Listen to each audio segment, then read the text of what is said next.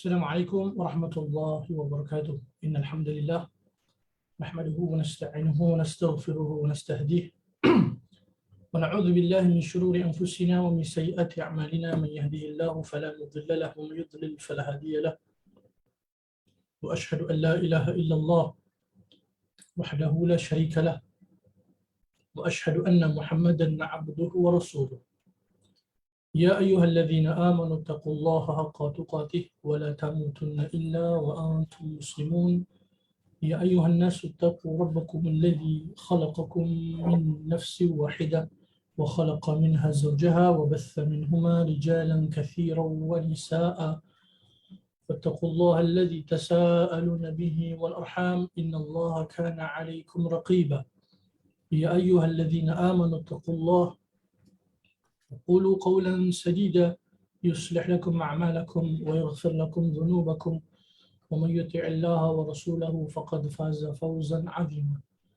أما بعد فإن أصدق الحديث كتاب الله وخير الهدي هدي محمد صلى الله عليه وسلم وشر الأمور محدثاتها فإن كل محدثة بدعة وكل بدعة ضلالة وكل ضلالة في النار أو كما قال النبي صلى الله عليه وسلم.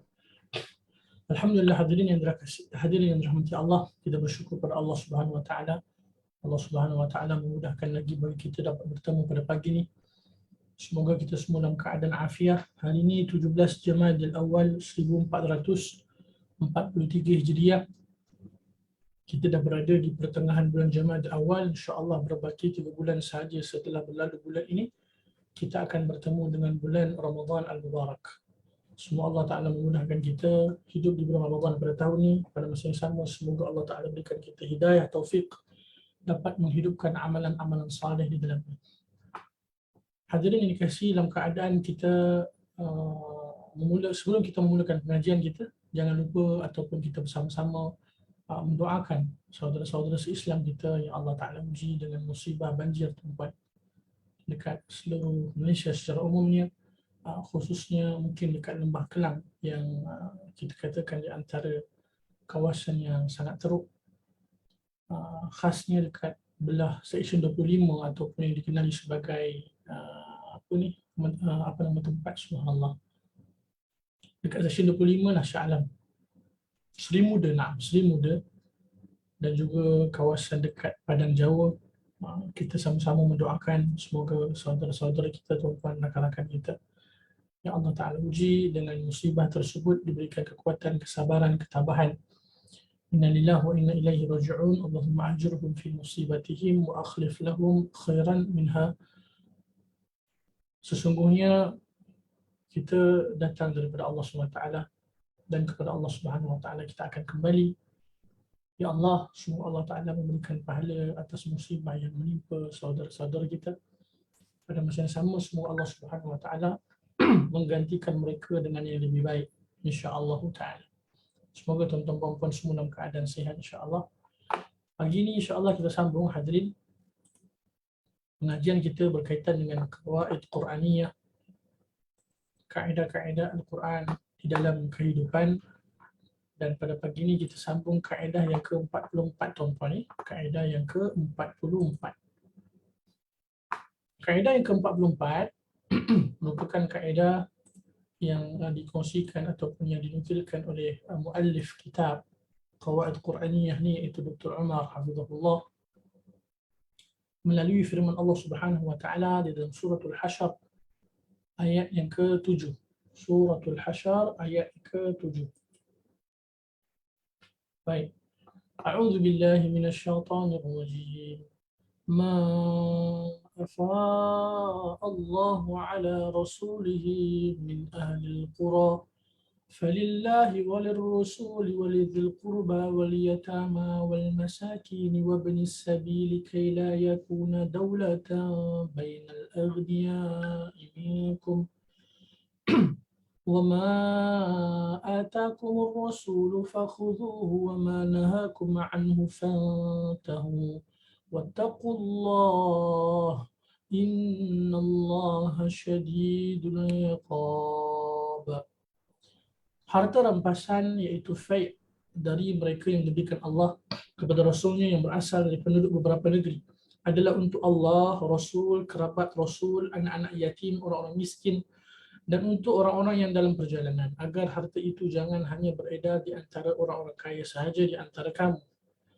Apa yang diberikan Rasul kepada kamu, maka terimalah, dan apa yang dilarangnya maka bagimu, maka tinggalkanlah, dan bertakwalah kepada Allah, sesungguhnya Allah Ta'ala sangat keras hukumannya. Kaedah yang ke-44 tuan-tuan merupakan potongan ayat daripada وَمَا آتَاكُمُ الرَّسُولُ فَخُذُوهُ وَمَا نَهَاكُمْ عَنْهُ فَانْتَهُوا. Baik. Pengenalan hadirin yang dikasihi. Kaedah Al-Quran ini di antara kaedah yang mendidik umat Islam mendambakan hati hanya kepada Allah Ta'ala dengan berusaha untuk tunduk dan patuh kepada perintah Rabbul Alamin. Hadirin, perintah Allah daripada kaedah ini adalah agar kita mentaati, mematuhi baginda Rasul sallallahu alaihi wasallam. Apa yang datang daripada Nabi, perintah Nabi, petunjuk Nabi merupakan di antara kewajipan kita untuk kita mentaati. Pada masa yang sama, apa yang dilarang, apa yang dicegah ataupun apa yang diberikan amaran oleh Nabi sallallahu alaihi wasallam, maka kita kena jauhi, maka kita kena usahakan untuk memerhatikan apa juga yang disampaikan oleh baginda Rasul sallallahu alaihi wasallam. Allah Subhanahu wa taala berfirman dalam surah Al-Hasyr ayat yang ke-7 seperti mana yang kita sebutkan sebentar tadi, "Wa ma atakumur rasulu fakhudhu wa ma nahakum anhu fantahu." Dan surah An-Nisa ayat yang ke-80 menjelaskan berkenaan perintah tersebut. Dalam surah An-Nisa ayat yang ke-40 Allah berfirman, "May yuti'ir rasula faqad ata Allah." Maka barang siapa yang mentaati Rasul, maka sesungguhnya ia telah mentaati Allah. Maka jelas tuan-tuan ya, ia merupakan satu bentuk perintah daripada Allah Subhanahu wa taala kepada kita semua untuk kita mematuhi, untuk kita tunduk kepada apa juga yang disampaikan oleh baginda Rasulullah sallallahu alaihi wasallam. Allah Taala juga memerintahkan umat manusia agar meneladani baginda Nabi sallallahu alaihi wasallam sama ada melalui perkataan maupun perbuatan tanpa pengecualian. Allah SWT berfirman dalam surah Al-Ahzab ayat yang ke-21, "Laqad kana lakum fi Rasulillah uswatun hasanah." Telah ada pada diri Rasulullah sallallahu alaihi wasallam itu contoh yang terbaik. Telah ada pada diri Rasulullah sallallahu alaihi wasallam itu tuan-tuan contoh teladan yang terbaik. Maka secara fitrahnya kita manusia memang akan berusaha ataupun memang akan mencari orang yang kita nak teladani. Orang yang kita teladani. Umumnya tuan-tuan, memang kita sebagai manusia memang kita akan mencari siapa yang kita nak teladani, siapa yang kita nak ikuti, siapa yang kita usahakan untuk jadi seperti mana mereka. Maka hadirin sebagai mukmin, sebagai muslim, kita tak perlu mencari figure-figure yang lain tuan-tuan. Jadikanlah Rasulullah SAW sebagai contoh teladan kita. Sebab ia merupakan satu bentuk penyaksian sendiri daripada Allah Ta'ala bahawasanya Nabi SAW merupakan contoh teladan yang terbaik. Hadirin yang dirahmati Allah. Ia juga merupakan di antara konsekuensi satu bentuk penyaksian kita kepada syahadatain ataupun kalimah syahadatain. Asyhadu an la ilaha illallah wa asyhadu anna Muhammadar Rasulullah. Kita katakan tak sempurna keimanan, bahkan tak diiktiraf keimanan keislaman seorang manusia bila mana dia hanya menyaksikan bahawa hanya Allah Ta'ala Rabbul Alamin. Pada masa yang sama, ia tidak mengikuti apa yang dibawa oleh Nabi Sallallahu Alaihi Wasallam. Pada masa yang sama, ia tidak bersyahadat ataupun dia tidak mengangkat saksi bahawasanya Nabi Muhammad Sallallahu Alaihi Wasallam itu merupakan di antara Nabi dan juga pesuruh Allah Subhanahu Wa Ta'ala. Maka hadirin yang dirahmati Allah, kaedah ini mengajarkan kita untuk kita taat, tunduk patuh dengan apa yang disampaikan oleh baginda Rasulullah sallallahu alaihi wasallam. Baik. Hadirin yang dirahmati Allah, petunjuk daripada kaedah berpegang teguh dengan ajaran Nabi sallallahu alaihi wasallam di zaman ini memang sangat berat, seumpama mereka yang memegang bara api hadirin. Bahkan ia merupakan satu bentuk isyarat sendiri daripada baginda Rasulullah sallallahu alaihi wasallam.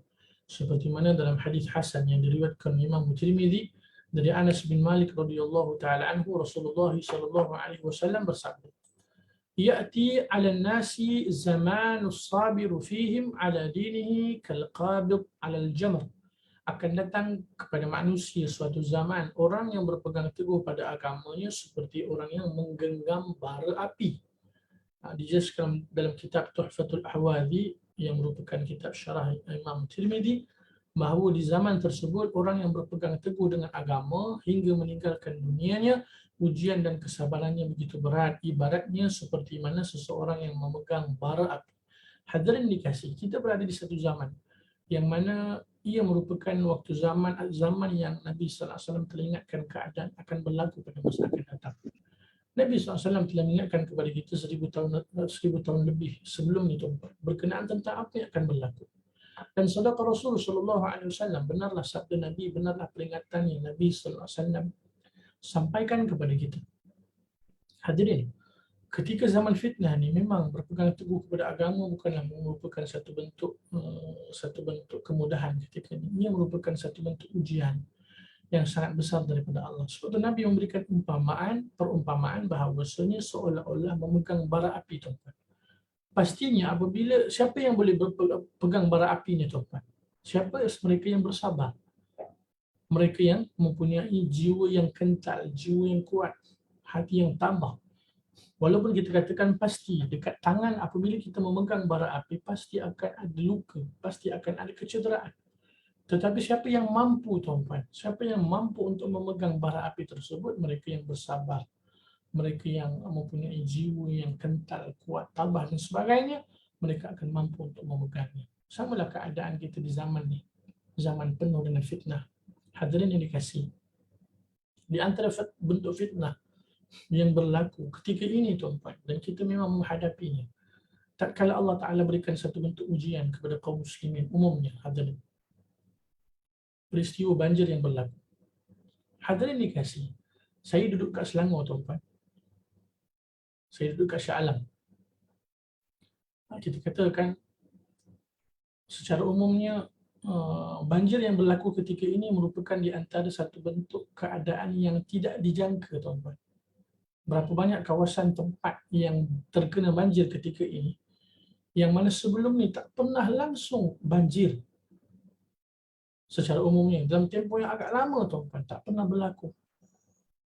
Dan apabila berlaku, subhanallahil azim, banyak tempat-tempat yang memang kita boleh lihat keadaannya melalui media-media, tuan-tuan, kan, media-media sosial, Facebook, Instagram, dekat WhatsApp. Banyak sekali dikongsikan berkaitan dengan keadaan-keadaan tersebut. Apa keadaan yang kita sebutkan fitnah berlaku tadi? Ketika ini berapa ramai di antara manusia yang terjebak ataupun yang terkena syubhat fitnah ni. Apabila mereka dengan mudah, dengan ringan lisan dan juga jari jebari mereka menaip perkara-perkara yang tak sepatutnya diucapkan, tak sepatutnya disampaikan oleh mereka yang berusaha untuk mengikuti sunnah Nabi SAW. Tuan-tuan, ketika ini bukanlah waktu untuk kita menyalahkan fulan, menyalahkan sekian. Ketika ini, tuan-tuan yang dirahmati Allah, terutamanya bagi mereka yang tidak diuji dengan musibah banjir ni, mereka kena memahami bahawa mereka pun diuji oleh Allah. Tatkala ditimpa musibah, tuan-tuan, bukan sahaja mereka yang dikenakan banjir itu ujian, tetapi kita juga yang mungkin Allah Ta'ala pelihara ketika ini juga merupakan di antara ujian buat kita. Adakah hati kita rasa tanggungjawab untuk bersama-sama membantu saudara-saudara kita, tuan-tuan? Apatah lagi kalau kita lihat ada di antara umumnya manusia yang sanggup mengeluarkan kenyataan berbentuk semoga musibah ini berterusan, waliyadzubillah. Hadirin di zaman fitnah. Apa di antara petunjuk Nabi SAW berkenaan tentang zaman fitnah ini? Nabi SAW sebut dalam hadis yang sahih, apa kata Nabi? Man kana yu'minu billahi wal yawmil akhir falyakul khairan aw liyasmut. Barang siapa yang beriman kepada Allah dan juga hari akhirat, maka dia kena usahakan untuk ucapkan perkataan yang baik ataupun dia kena berdiam diri. Ketika zaman fitnah ni, tuan-tuan, ketika musibah banjir ni umumnya berlaku, kita usahakan untuk praktikkan apa yang disabdakan oleh Nabi SAW. Jika kita mampu untuk mengeluarkan perkataan yang baik, kenyataan yang baik, ahlan wa sahlan. Tetapi jika kita tidak mampu, tuan-tuan, maka kita usahakan untuk berdiam diri. Sekurang-kurangnya, paling kurang pun kita doakan, insya-Allah saudara-saudara kita Allah Ta'ala berikan ketabahan, kekuatan. Apatah lagi, tuan-tuan rahmati Allah, bila dikaitkan dengan apa yang berlaku disebabkan teori konspirasi. Wal'iyadzubillah.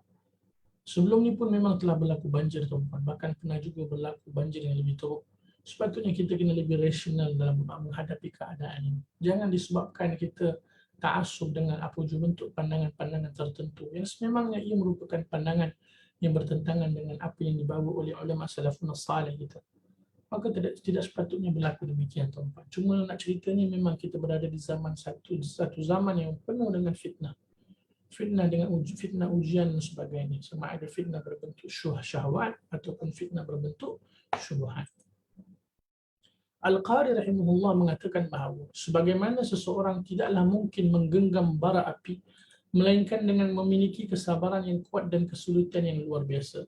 Samalah juga dengan keadaan orang yang beriman berpegang teguh dengan ajaran Nabi Muhammad sallallahu alaihi wasallam di zaman ini memerlukan kesabaran yang kuat. Kalau tak sabar, tuan-tuan, habis.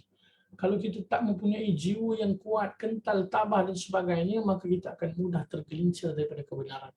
Nabi SAW bersabda dalam hadis yang diriwayatkan Imam Al-Bukhari dan juga Imam Muslim, yang merupakan juga di antara hadis yang menjelaskan berkenaan kaedah Al-Quran ini, tuan-tuan. Abi Hurairah radhiyallahu anhu qala سمعت رسول الله صلى الله عليه وسلم يقول ما نهيتكم عنه فاجتنبوه وما أمرتكم به فأتوا منه ما استطعتم فإنما أهلك الذين من قبلكم كثرة مسائلهم واختلافهم على أنبيائهم.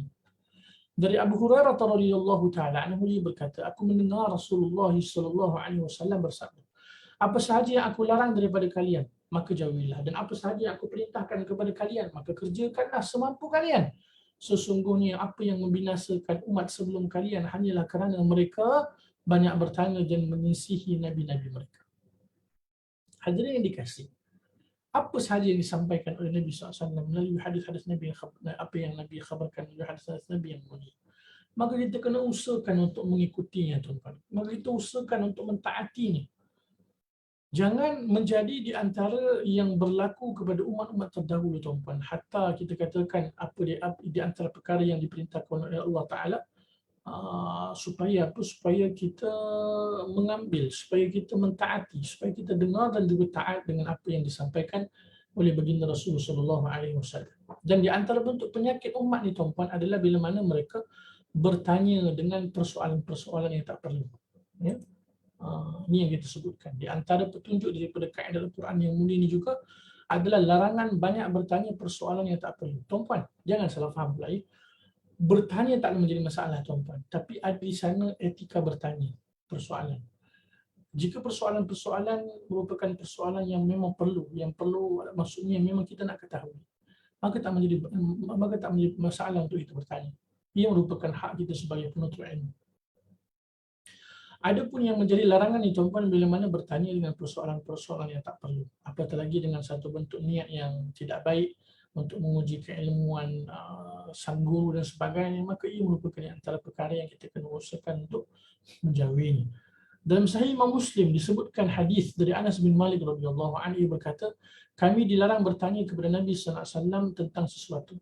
Yang membuat kami gembira ialah seseorang yang berakal dari penduduk Badui, Arab kampung, tuan-tuan, dekat pedalaman Arab, datang kepada Nabi sallallahu alaihi wasallam, kemudian ia bertanya kepada baginda Nabi sallallahu alaihi wasallam sedangkan kami mendengar. Itu di antara bentuk keadaan yang mana para sahabat Nabi gembira, tuan-tuan. Sebab apa? Umumnya penduduk Badui, Arab Badui ni, tuan-tuan, Arab daripada desa ni masalah, mereka akan bertanya persoalan-persoalan yang nampak simple sebenarnya, tetapi kebanyakan di antara para sahabat pun ingin mengetahui jawapan terhadap persoalan tersebut. Apa di antara contoh, tuan-tuan, persoalan-persoalan yang tak dibenarkan seperti mana yang diberikan petunjuk oleh baginda Rasul sallallahu alaihi wasallam? Apa di antaranya, tuan-tuan yang dirahmati Allah? Baik, mungkin kita boleh memberikan beberapa contoh. Sebagai contoh, hadirin yang dirahmati Allah Ta'ala, berdasarkan hadis Nabi SAW berkenaan tentang, kalau kita boleh kongsikan riwayat dia, diingatkan oleh baginda Rasulullah SAW tentang persoalan berkenaan tentang ibadah haji masalah, seperti yang dijelaskan oleh para ulama. Hadirin, persoalan-persoalan yang tidak perlu berkenaan tentang agama ni, yang menjadi sebab bila mana ditanyakan persoalan tersebut tuan-tuan, maka ia menjadi satu bentuk bebanan buat mereka yang bertanya persoalan tersebut. Terutamanya sebagai contoh, persoalan berkaitan dengan ibadah haji sebagai contoh, hadirin yang dirahmati Allah. Ibadah haji merupakan ibadah yang Allah Ta'ala fardukan kepada kaum muslimin, dan ia juga merupakan di antara rukun Islam, kan. Tetapi kita kena memahami bahawasanya kewajipan tersebut tertakluk ataupun terbeban kepada mereka yang berkemampuan. Adapun mereka yang tak berkemampuan tuan-tuan, maka di sana ada udzur daripada agama. Terdapat udzur daripada agama. Kan. Mana riwayat tersebut? Afwan ya, tuan-tuan. Baik. Afwan. Na'am. Baik. Bila mana berkaitan dengan ibadah haji tadi tuan-tuan, seperti mana kita sebutkan. Bila mana ditanyakan persoalan tentang haji tuan-tuan, haji merupakan satu bentuk kefarduan kepada mereka yang berkemampuan. Ada di antara mungkin hadirin bersama dengan Nabi SAW ketika itu mereka bertanya berkaitan dengan adakah ibadah haji itu difardukan setiap tahun tuan-tuan. Maka itu di antara bentuk persoalan yang tak sepatutnya ditanya. Sebab apa? Ia bila mana ditanya tuan-tuan, bila mana Allah Ta'ala menyampaikan kepada Nabi SAW agar perkara itu difardukan setiap tahun, maka ia merupakan satu bentuk tanggungjawab yang sangat besar yang akan dipikul oleh kita. Maka itu di antara perkara yang dilarang. Kemudian, Allah SWT berfirman, "Walillahi 'alan nasi hajjul bait man istata'a ilaihi sabila." Mengerjakan ibadah haji adalah kewajipan manusia terhadap Allah. Alhamdulillah. Bagi mereka yang sanggup mengadakan perjalanan ke Baitullah. Kan?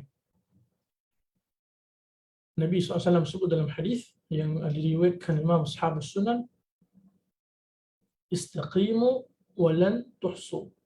Istiqamahlah kalian dan kalian tidak akan dapat mengetahui qadarnya.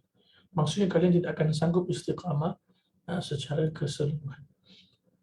Yang paling penting tuan-tuan, kita kena memahami bahawasanya bertanya persoalan-persoalan yang kita sebutkan dalam agama tak menjadi masalah tuan-tuan. Maka ini merupakan di antara adab kita, hak seorang penuntut ilmu untuk mereka bertanya kepada asatidzah mereka ataupun guru mereka. Tetapi kita kena usahakan untuk bertanya persoalan yang benar, persoalan yang perlu tuan-tuan. Bukan sebaliknya persoalan yang tak perlu. Sebab ia merupakan satu bentuk amaran juga daripada Nabi SAW. Kemudian, kalau kita boleh sebutkan, Dr. Amar Hafizahullah Ta'ala menjelaskan berkaitan dengan kaedah ini tuan-tuan, lebih fokus berkaitan dengan apa yang berlaku kepada salafun as-salih. Petunjuk-petunjuk yang terbaik daripada salafun as-salih berkaitan dengan keinginan ataupun semangat mereka tuan-tuan. Apa yang mereka usahakan untuk berpegang teguh dengan apa yang disampaikan oleh Nabi SAW. Sebagai umat Nabi, di antara bentuk kecintaan kita kepada Nabi SAW adalah apa juga yang disampaikan oleh Nabi, kita kena berusaha untuk beriman, pada masa yang sama kita mentaatinya, kita amalkan. Jangan memiliki satu bentuk pemikiran yang mana terlalu banyak bertanya dengan perkara-perkara yang tak perlu. Terlalu banyak kita sebutkan alasan-alasan. Apabila ia datang daripada Nabi SAW, tuan-tuan, wa ma'atakumur rasulu fakhudhu. Apa yang datang tu daripada Nabi, kita beriman. Walaupun apa yang datang tu mungkin bertentangan dengan apa yang mungkin kita pegang, masalah sebagai contoh. Apa yang telah berlaku semenjak dahulu lagi, ataupun kita sebutkan adat kebiasaan. Walaupun ia bertentangan dengan adat kebiasaan, tapi kita kena usahakan untuk mentaati. Akhir zaman tuan-tuan, kita memang macam-macam keadaan, macam-macam fikrah, macam-macam pemikiran-pemikiran. Tersebar juga pemikiran-pemikiran berkaitan dengan hanya berpegang teguh dengan Al-Quran. Pada masa yang sama, meninggalkan hadis Nabi SAW. Ia merupakan satu bentuk khilaf yang sangat besar, tuan-tuan. Satu bentuk kita katakan kesalahan yang sangat besar. Pada masa yang sama ia boleh menjadi sebab jatuhnya ataupun tergelincirnya kerosakan akidah disebabkan perkara itu. Dan kita kena berhati-hati dengan apa yang disebarkan. Terutamanya berkaitan dengan hadis-hadis Nabi SAW. Bila mana ada orang bertanya kepada tuan-tuan perempuan persoalan-persoalan berkaitan hadis dengan tujuan untuk memberikan kita keraguan. Sebagai contoh, disebarkan ataupun ditanyakan kepada kita berkaitan dengan hadis, keabsahan hadis, kesahihan hadis. Dikatakan bahawa hadis datang dikumpulkan setelah zaman Nabi berlalu lama. Persoalan itu ditujukan kenapa, tuan-tuan? Untuk meletakkan keraguan dalam hati kita tentang hadis-hadis Nabi SAW. Sedangkan sebab itulah betapa pentingnya untuk kita mempelajari dengan manhaj yang benar, dengan kaedah yang benar. Sebab apa? Bila kita tak mempelajari kaedah yang benar, tuan-tuan, maka kita akan mudah dipisaukan. Sebagai contoh persoalan yang pernah ditanyakan kepada saya sendiri secara peribadi, tuan-tuan. Ustaz, hadis, benarkah hadis datang setelah tempoh yang agak lama setelah Nabi wafat? Ya. Tujuan ditanyakan persoalan itu, tuan-tuan, sebab ada yang menyebarkan berkaitan dengan apa yang disampaikan oleh Nabi SAW merupakan perkara-perkara yang melibatkan sangkaan zan semata-mata. Ia tak boleh dipastikan. Waliyadzubillah. Sedangkan, tuan-tuan, sejarah berkenaan tentang hadis Nabi SAW ni memang telah berlaku, pengumpulan hadis lah khasnya. Memang di zaman Nabi, di antara para sahabat sendiri pun, memang di antara mereka ada yang telah mula menulis hadis. Cuma sampai satu keadaan tu, tuan-tuan, Nabi perintahkan untuk ditanggungkan terlebih dahulu sebab apa? Dikhawatiri bercampur dengan Al-Quranul Karim. Cuma memang di zaman Nabi dah ada dah. Kemudian setelah kewafatan Nabi, dah bermula dah di antara para sahabat. Cuma ia ada proses, tuan-tuan, sehinggalah dibukukan oleh para ulama. Sehingga itulah kita mengenal di antara kitab-kitab hadis yang ma'ruf. Sahih Bukhari, Sahih Imam Muslim, Tirmizi, Abu Dawud, Imam Ibn Majah dan sebagainya. Ala kulli hal, kita kena memahami, tuan-tuan, dengan kefahaman yang benar. Sebab apa? Kalau tidak, kita akan mudah dipisahkan. Tujuan ditanyakan persoalan itu sebab telah berlaku sebaran untuk meragukan umat ni dengan kethiqahan ataupun apa yang dimiliki oleh para sahabat Nabi berbentuk kejujuran para sahabat Nabi, amanah para sahabat Nabi. Dan yang paling utama sebenarnya, tuan-tuan, tujuannya adalah untuk meninggalkan sunnah Nabi SAW. Tuan-tuan tahu tak, ada di antara golongan manusia yang tidak mengerjakan solat fardu 5 waktu, tuan-tuan. Sebab apa? Mereka memahami bahawa sebenarnya Quran hanya mengisyaratkan 3 waktu sahaja. Kemudian pada masa yang sama, ada juga di antara manusia, tuan-tuan, yang dirahmati Allah Ta'ala, memang meninggalkan langsung hadis Nabi, tidak mempercayai hadis. Ini yang kita sebutkan di antara golongan anti hadis. Cuma akhir zaman ni dia tak datanglah dengan nama golongan anti hadis tu, tetapi dia datang dalam bentuk nama-nama yang lain. Maka ini di antara perkara yang kita kena berhati-hati. Tuan-tuan, bayangkan bila mana hadis Nabi SAW ditinggalkan. Bagaimana ibadah kita, tuan-tuan, rahmati Allah. Baru ni saya ada berbincang ataupun mendengar perkongsian daripada Ustaz Safwan Badri, hafizahullah. Perkongsian yang bermanfaat yang saya nak kongsikan dengan tuan-tuan berkaitan dengan golongan-golongan ini. Golongan-golongan yang menafikan hadis Nabi SAW. Ada di antara pengalaman Ustaz Safwan Badri, hafizahullah, bila mana berdialog dengan kelompok-kelompok ni, tuan-tuan, ditanyakan kepada Ustaz Safwan Badri tanya kepada mereka, jika kamu berpegang hanya kepada Al-Quran, contohlah kamu meninggal dunia, bagaimana pengurusan jenazah kalian?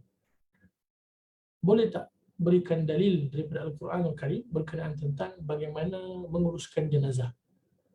Maka mereka tak boleh nak jawab, tuan-tuan. Adakah bila kamu telah meninggal dunia nanti, jenazah kamu macam mana? Adakah hanya sekadar ditanam macam itu sahaja, ataupun dibuang di mana-mana tempat ke? Waliyadzubillah.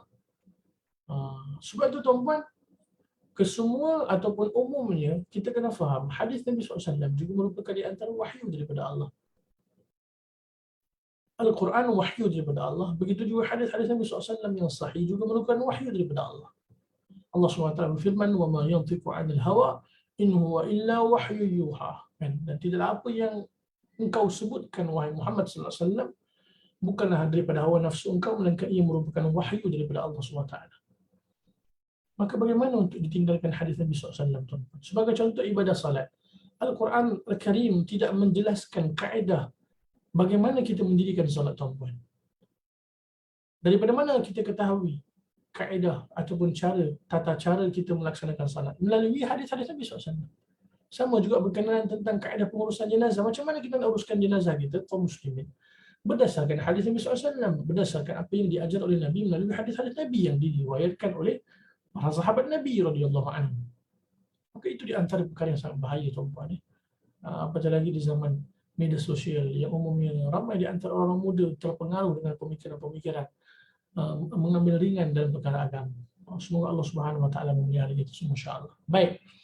Kesimpulan dan juga pengajaran, tuan-puan, kewajipan untuk berpegang teguh dengan apa yang diperintahkan oleh Rasulullah dan menjauhi segala yang dilarang oleh baginda.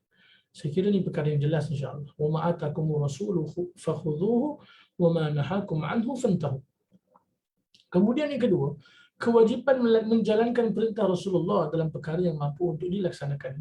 Ini yang kita perlu jelaskan, tuan-puan. Apa yang kita mampu, tuan-puan, kita kena berusaha untuk bertakwa kepada Allah mengikut kemampuan kita. Apa yang kita tidak mampu, tuan-puan, kita mohon pada Allah keampunan, kita mohon pada Allah uzur, insya-Allah kan. Mudah-mudahan disebabkan kelemahan kita, tidak mampuan kita, Allah tak ampun kita. Tetapi dengan satu usaha yang gigih, usaha yang sungguh-sungguh untuk kita melaksanakannya dengan terbaik. Kemudian yang ketiga, banyak bertanya soalan yang tidak perlu merupakan di antara sebab kebinasaan umat yang terdahulu. Kalau kita baca kisah sejarah Nabi Saleh alaihissalam berkaitan dengan unta Nabi Saleh alaihissalam, punya banyak persoalan-persoalan yang ditanya, kan, tuan-tuan. Persoalan-persoalan yang tak perlu sebenarnya. Maka itu di antara sebab kebinasaan umat yang terdahulu. Kemudian kaedah ini juga memberikan pengajaran berkenaan penekanan untuk menyibukkan diri dengan perkara yang bermanfaat dan menjauhkan diri daripada perkara yang tidak bermanfaat. Hadirin, apabila kita usahakan untuk mengikuti sunnah Nabi SAW, mengikuti petunjuk Nabi SAW, automatik, tuan-tuan, kita akan sibuk dengan perkara-perkara yang bermanfaat. Tetapi sebaliknya, apabila kita meninggalkan sunnah Nabi, apabila kita meninggalkan apa yang disampaikan oleh baginda Rasulullah SAW, maka automatik, tuan-tuan, kita akan menghabiskan masa kita dengan perkara-perkara yang tak bermanfaat. Mungkin saya boleh sebutkan juga perkara poin tentang poin ini, tuan-puan, berkaitan dengan apa? Berkaitan dengan jangan kita membuang masa dengan berdebat dekat Facebook, dekat media sosial, tuan-puan, dengan satu bentuk perdebatan yang tidak ada manfaat. Komen tak habis, tuan-puan, kan, kritik tak habis. Kita serahkan kepada ahli ilmu, kepada mereka yang ada ilmu, tuan-puan, para asatidah, para ulama kita, untuk memberikan penjelasan. Sebab apa? Jika tidak, ia akan menjadi sebab fitnah kepada agama. Berapa ramai ataupun berapa banyak masa kita akan dihabiskan dengan perkara-perkara yang umumnya tidak bermanfaat. Apabila lagi dekat media sosial ini, kita pun tahu berapa banyak apa yang kita sebutkan akaun-akaun yang kita tak tahu mereka tu siapa, majhul, tak diketahui siapa di antara mereka. Maka dalam keadaan umur kita yang tak panjang dekat dunia ni, tuan-tuan, kan, tak lama pun, 60-70 tahun, kita manfaatkan sebanyak mungkin masa yang Allah Ta'ala berikan kepada kita. Untuk apa? Untuk kita berusaha berpegang teguh dengan apa yang disampaikan oleh Nabi SAW. Pada masa yang sama, semua Allah SWT juga memudahkan kita dapat menjauhi daripada apa juga yang dilarang oleh baginda Rasulullah SAW. Masa kehidupan kita tak lama, tuan-tuan, sangat singkat sahaja. Dan umumnya manusia dia akan berusaha ataupun dia akan memohon pada Allah akhirnya untuk kembali ke dunia, tuan-tuan. Mengapa mereka memohon untuk kembali ke dunia? Untuk apa? Untuk mengumpul harta ke? Untuk melakukan perkara-perkara yang tak bermanfaat ke tidak? Mereka kembali ke dunia, tuan-tuan. Mereka mohon untuk kembali ke dunia untuk apa? Agar mereka dapat beramal salih. Allah SWT mengingatkan kepada kita, walau tara idzal mujrimuna nakisu ru'usihim 'inda rabbihim rabbana absarna wa sami'na farji'na na'mal salihan inna muqinun. Apabila diperlihatkan kepada orang-orang yang zalim ataupun orang-orang yang melakukan dosa dan maksiat balasan azab di sisi Tuhan mereka, maka mereka mengatakan rabbana absarna, wahai Rabb kami telah melihat. Rabbana absarna wa sami'na, kami telah mendengar. Farji'na, maka kembalikanlah kami. Untuk apa mereka memohon kembali ke dunia, tuan-puan? Farji'na na'mal salihah, maka kembalikanlah kami untuk kami dapat beramal saleh. Inna muqinun, sesungguhnya ketika ini kami yakin. Adakah kita berpulang kembali semula ke dunia ini, tuan-puan? Tidak berpulang. Tidak akan berpulang sampai bila-bila. Sebab itu bila Allah berikan kita peluang, insya-Allah ruang, kita manfaatkan sebaik yang mungkin untuk berusaha menyibukkan diri kita dengan perkara-perkara yang bermanfaat. Wallahu ta'ala alam bissawab.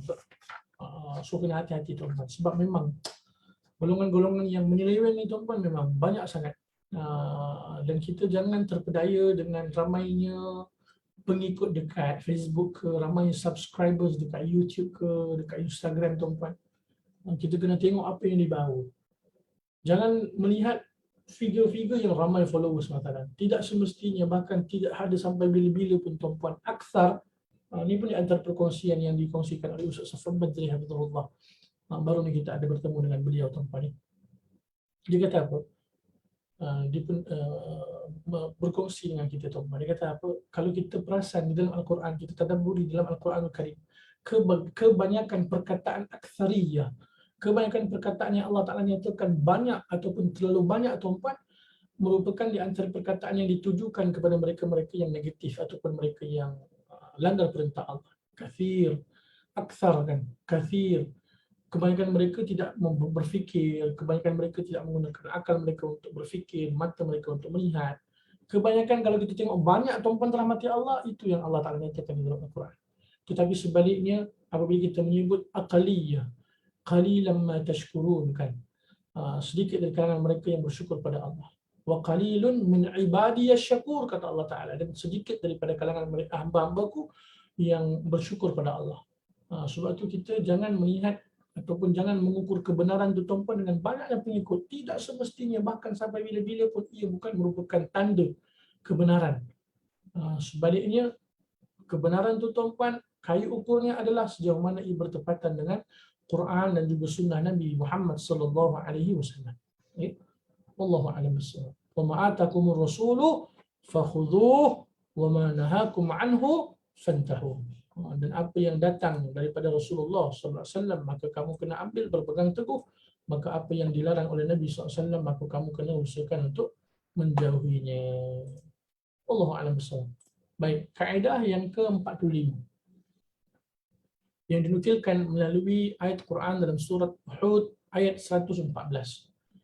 A'udzu billahi minasyaitonir rajim. Wa aqimus salata tarafayn nahari wa zulfan minal lail innal hasanati yudhhibna as-sayyi'at dzalika dzikra lidz-dzakirin. Dan laksanakanlah salat pada kedua tepi waktu, siang, pagi dan petang, dan pada bahagian permulaan malam. Perbuatan-perbuatan baik itu menghapuskan kesalahan-kesalahan. Itulah peringatan bagi orang-orang yang selalu mengingati Allah. Hadirin yang dikasihi, potongan ayat bagi kaedah yang ke-45 ini adalah innal hasanat yudhhibna as-sayyi'at. Sesungguhnya perbuatan-perbuatan baik itu menghapuskan perbuatan-perbuatan yang buruk ataupun menghapuskan kesalahan-kesalahan. Pengenalan, tuan-tuan. Kaedah Al-Quran ini merupakan di antara kaedah yang jelas yang diperlukan oleh orang yang beriman, khasnya mereka yang berusaha untuk kembali dan bertaubat kepada Allah. Ini kaedah yang sangat bermanfaat, tuan-tuan, khususnya kita semua yang mengaku, yang mendakwa diri kita beriman pada Allah. Ini kaedah yang sangat bermanfaat untuk kita. Ya. Innal hasanat yudhhibna as-sayyi'at. Sesungguhnya perbuatan-perbuatan baik itu dia akan menghapuskan perbuatan-perbuatan yang buruk. Sebelum kaedah ini, tuan-puan yang dirahmati Allah, terdapat perintah Allah kepada Nabi dan kita semua yang sangat bermanfaat untuk kita sama-sama ambil manfaat. Yaitu dalam surah Hud ayat 112 hingga 113. Sebelum kaedah ini, tuan-puan. A'udzubillahi minasyaitonir rajim. فاستقم كما أمرت ومن تاب معك ولا تطغوا إنه بما تعملون بصير ولا تركنوا إلى الذين ظلموا فتمسكم النار وما لكم من دون الله من أولياء ثم لا تنصرون. Yang bermaksud, maka tetaplah engkau yakni Muhammad di jalan yang benar sebagaimana telah diperintahkan kepada kamu dan juga orang yang bertaubat bersama kamu. Dan janganlah kamu melampaui batas, sesungguhnya Allah Maha melihat apa yang kamu kerjakan. Dan janganlah kamu cenderung kepada orang yang zalim yang menyebabkan kamu disentuh api neraka sedangkan kamu tidak mempunyai seorang penolong pun selain daripada Allah, sehingga kamu tidak akan diberi pertolongan. Setelah dua ayat ini tuan-puan, datanglah kaedah yang ke-45 ini. Ya. Baik, hadirin yang dirahmati Allah, jelas daripada kaedah ini kita dapat memahami bahawasanya amalan kebaikan akan dapat menghapuskan amalan keburukan. Berdasarkan kaedah ini yang merupakan kaedah yang sabit daripada Quran dan juga hadis Nabi SAW. Dalam sebuah hadis yang diriwayatkan oleh Imam Tirmizi, hadis ini hadis yang hasan, Rasulullah SAW bersabda kepada Abu Dzar radhiyallahu taala anhu, kata Nabi SAW, ittaqillah haitsu ma kunta wa atbi'is sayyi'ata al-hasanata tamhuha wa khaliqin nas bi khuluqin hasan. Bertakwalah kepada Allah dimanapun kamu berada, ikutilah perbuatan buruk dengan perbuatan baik, nescaya perbuatan baik itu akan menghapuskan perbuatan yang buruk tersebut. Dan bergaullah dengan manusia dengan akhlak yang baik. Itu yang disabdakan oleh Nabi SAW. Tuan-puan yang dirahmati Allah, kita manusia tuan-puan, yang mana kita sebagai manusia kita tak lepas daripada melakukan perbuatan dosa dan juga kesalahan. Nabi SAW bersabda, kullu bani Adam khata'. Setiap manusia itu melakukan kesalahan. Wa khairul khata'in at-tawwabun. Dan sebaik-baik orang yang melakukan kesalahan adalah orang yang bertaubat kepada Allah SWT. Tuan-puan yang dikasihi, dalam keadaan kita manusia tuan-puan, saya lah khasnya, dalam keadaan kita melakukan dosa dan maksiat, sama ada yang kita sedar maupun yang kita tidak sedar, kita kena usahakan untuk melazimi amalan saleh tuan-puan. Jangan kita tinggalkan amal saleh.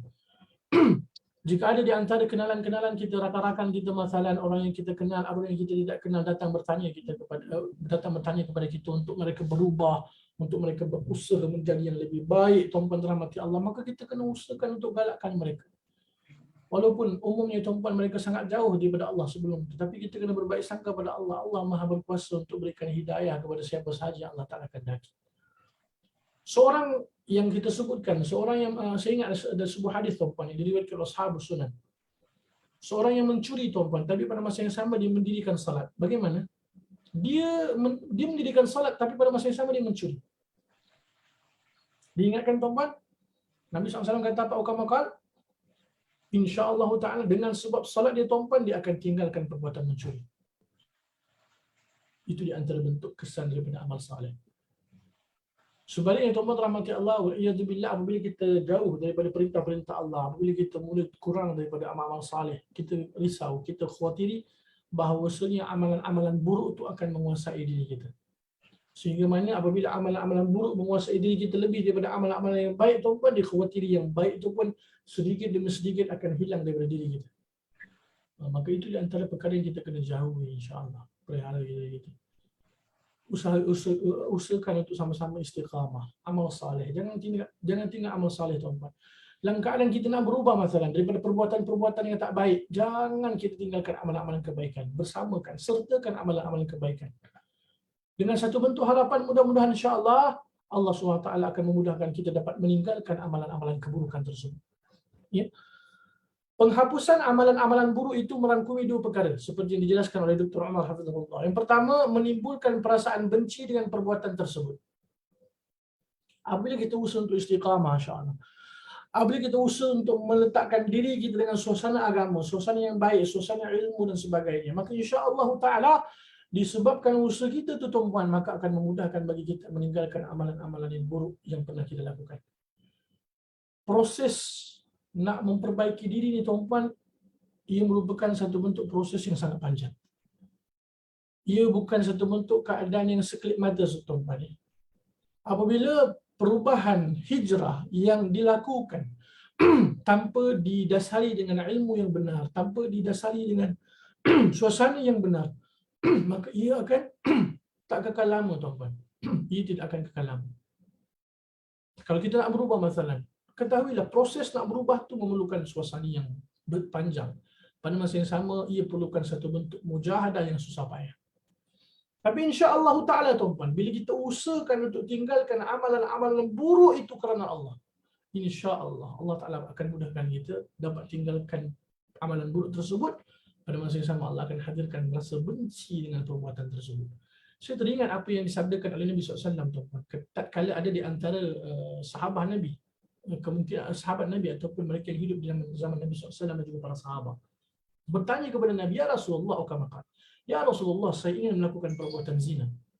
Saya ingin melakukan perbuatan zina." Kemudian, tuan-tuan rahmati Allah Ta'ala, ditanyakan kepada Nabi SAW. Nabi tanya kepada mereka, kepada yang kata nak melakukan perbuatan zina tu, ukamakan, adakah kamu mempunyai ibu ataupun kakak ataupun saudara perempuan, tuan-tuan, ukamakan? Maka dia kata, ya, lebih kurang. Kemudian Nabi SAW kata, ukamakan, perkara yang sama lebih kurang, tuan-tuan, secara makna saya sampaikan. Perkara yang sama juga yang akan dialami oleh orang yang ada saudara perempuan mereka. Akhirnya, tuan-tuan rahmati Allah, Nabi SAW ajarkan kepada sahabat tadi, ukamakan, ataupun dalam hadis yang lain, dia ajarkan kepada sahabat Nabi di antara doa yang memudahkan insya-Allah dipelihara daripada perbuatan zina.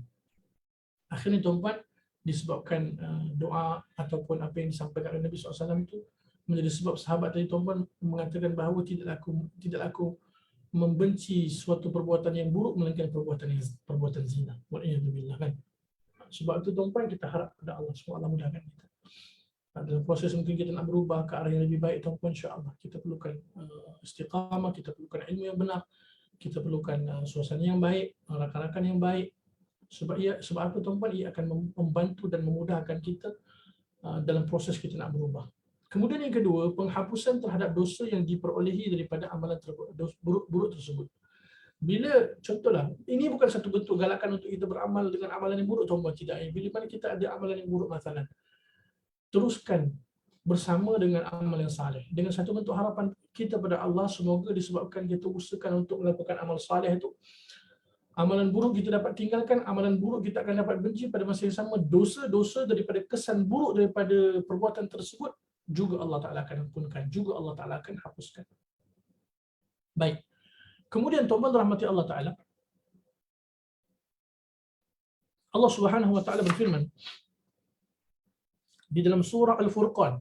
Dalam surah Al-Furqan, ayat yang ke-68 hingga ke 71.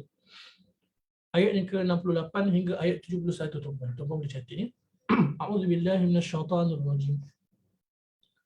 وَالَّذِينَ لَا يَدْعُونَ مَعَ اللَّهِ إِلَٰهًا آخَرَ ولا يقتلون النفس التي حرم الله إلا بالحق ولا يزنون ومن يفعل ذلك يلقى أثاما يضاعف له العذاب يوم القيامة ويخلد فيه مهانا إلا من تاب وآمن وعمل عملا صالحا فأولئك يبدل الله سيئاتهم حسنات وكان الله غفورا رحيما وما تاب وعمل صالحا فإنه يتوب إلى الله متابا. Surah Al-Furqan ayat 68 hingga 71. Maksudnya, dan orang-orang yang tidak menyembah Tuhan yang lain beserta Allah dan tidak membunuh jiwa yang diharamkan Allah membunuhnya kecuali dengan alasan yang benar dan tidak berzina.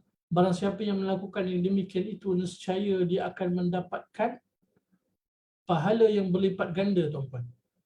Ya, nescaya dia akan dapat pembalasan dosanya. Dia akan barang siapa yang melakukan yang demikian itu, nescaya dia mendapat pembalasan dosanya, yakni akan dilipat gandakan azab untuknya pada hari kiamat, dan dia akan kekal dalam azab itu dalam keadaan terhina. Kecuali orang-orang yang bertaubat, beriman dan mengerjakan amal saleh, maka itulah orang-orang yang kejahatan mereka diganti Allah dengan kebaikan. Dan Allah Maha Pengampun lagi Maha Penyayang. Dan orang-orang yang bertaubat dan mengerjakan amal saleh, maka sesungguhnya dia bertaubat kepada Allah dengan taubat yang sebenarnya. Sebab itu sangat penting untuk kita terus istiqamah, terus melakukan amal kebaikan, terus melakukan amal saleh. Nabi SAW sebut dalam hadis yang diriwayatkan Imam Muslim Dari sahabat Nabi Amr ibn Al-As radhiyallahu taala anhuma, Nabi SAW bersabda ketika baginda Nabi SAW, ketika Amr ibn Al-As radhiyallahu taala anhuma datang kepada Nabi SAW untuk membaiat Nabi di atas Islam dan hijrah. Am alimta anna al-Islam yahdimu ma kana qablah wa anna al-hijrata tahdimu ma kana qablaha wa anna al-hajja yahdimu ma kana qablah. Tidakkah engkau mengetahui bahawa Islam itu menghapuskan dosa-dosa kufur yang sebelumnya, dan bahawa hijrah itu juga menghapus dosa-dosa yang sebelumnya, dan bahawa haji itu juga menghapus dosa-dosa yang sebelumnya.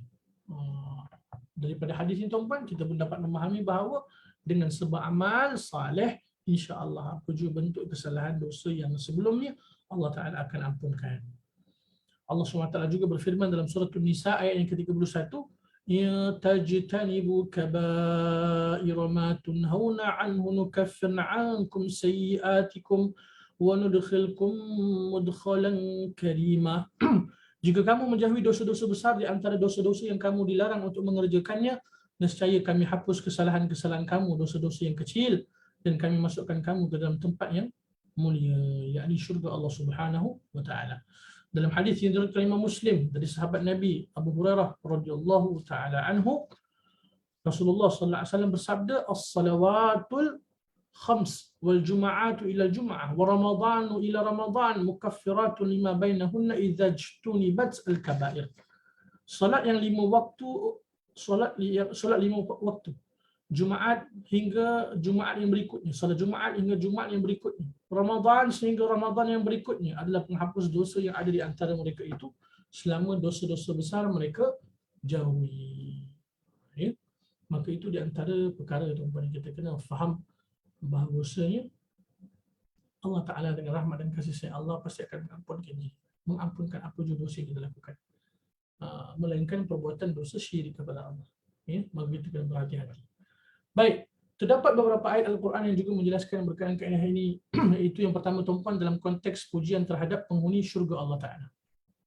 Terdapat beberapa ayat Al-Quran yang juga menjelaskan berkenaan tentang kaedah ini. Di antaranya adalah dalam konteks pujian terhadap penduduk syurga Allah. Allah Ta'ala berfirman dalam suratul Ra'du ayat yang ke-22. A'udzu billahi minasyaitanir rajim wa yadra'una bil hasanati sayyi'ah, serta menolak kejahatan dengan kebaikan. Ibnu Abbas radhiyallahu anhuma berkata dalam menjelaskan penjelasan beliau terhadap ayat ini, iaitu mereka menolak amal yang buruk dengan amal yang saleh. Al-Imam Al-Baghawi rahimahullahu taala menjelaskan perkataan Ibnu Abbas radhiyallahu anhuma, beliau berkata itu merupakan makna daripada firman Allah Taala, innal hasanat yudhhibun as-sayyi'at. Sesungguhnya perbuatan-perbuatan yang baik akan menghapuskan perbuatan-perbuatan yang buruk. Itu yang pertama tuan-tuan. Yang kedua, penetapan makna ini kepada umat-umat yang terdahulu. Allah SWT berfirman dalam suratul Ma'idah ayat yang ke-65. Suratul Ma'idah ayat yang ke-65, A'udzu billahi minasyaitonir rajim. Walau anna ahlal kitabi amanu wattaqau lakaffarna anhum sayyi'atihim walau adkhalnahum jannatin na'im. Dan sekiranya ahli kitab beriman dan bertakwa, dan tentulah kami hapuskan kesalahan-kesalahan mereka, dan tentulah kami masukkan mereka ke dalam syurga-syurga yang penuh dengan kenikmatan. Ia juga merupakan satu bentuk isyarat berkenaan tentang kaedah yang kita kongsikan itu. Kemudian yang ketiga, dalam konteks taubatnya orang-orang yang melakukan kesalahan. Seperti mana ayat Quran dalam surah Al-Furqan ayat 68 hingga 71 yang kita bacakan tadi. Bagi mereka yang bertaubat tuan-tuan, bagi mereka yang kembali kepada Allah Subhanahu wa taala, maka Allah Subhanahu wa taala pasti akan mudahkan mereka, diampunkan dosa-dosa mereka, disucikan dosa mereka. Ya? Allahu a'lam bissawab. Kemudian hadirin yang dirahmati Allah, petunjuk daripada kaedah. Yang pertama, menegakkan perintah Allah iaitu salat pada masa yang sama ditambah dengan salat-salat nawafil. Sama juga dengan ibadah-ibadah yang lain tuan-tuan. Ramadan, puasa ditambah dengan puasa-puasa sunat. Sama juga dengan haj misalnya. Ditambah dengan umrah. Apa juga bentuk amalan tuan-tuan yang kita usahakan untuk memperbanyakkan ibadah. Dengan apa? Dengan tujuan apa tuan-tuan? Mudah-mudahan disebabkan banyaknya ibadah kita, banyaknya usaha kita dengan menambahkan amal-amal saleh dengan amal-amalan sunat ni tuan-tuan, menjadi sebab Allah Ta'ala akan hapuskan dosa dan kesalahan kita. Menjadi sebab pembersihan, pengampunan dosa kita. Kemudian, yang kedua, aplikasi kaedah ini berdasarkan hadis daripada Abdullah bin Mas'ud radhiyallahu taala anhu, seperti mana yang disebutkan oleh pengarang kitab ni tuan-tuan. Beliau berkata, iaitu Abdullah bin Mas'ud radhiyallahu anhu, anna rajulan asaba min imra'atin qublah فأتى النبي صلى الله عليه وسلم فأخبره فأنزل الله وأقم الصلاة طرفي النهار وزلفا من الليل إن الحسنات يذهبن السيئات فقال الرجل يا رسول الله ألي هذا؟ قال bal li jami'i ummati, bahawa seorang lelaki mencium seorang perempuan tuan-tuan, lalu dia datang kepada Nabi SAW dan mengkhabarkan keadaannya itu kepada Nabi SAW, maka Allah Ta'ala menurunkan ayat dalam surah Hud ayat 114 yang merupakan kaedah kita yang kita kongsikan. Maka lelaki tersebut berkata, ya Rasulullah, apakah ayat ini untukku? Baginda Nabi SAW menjawab, bahkan untuk semua umatku. Tuan-tuan, bila mana kita melakukan perbuatan dosa sebagai contoh, bukan sengaja tuan-tuan ni. Kalau sengaja tu dikira perkara yang lain, tanggungjawab yang lain. Tak sengaja ke? Ada pun kalau sengaja pun tuan-tuan.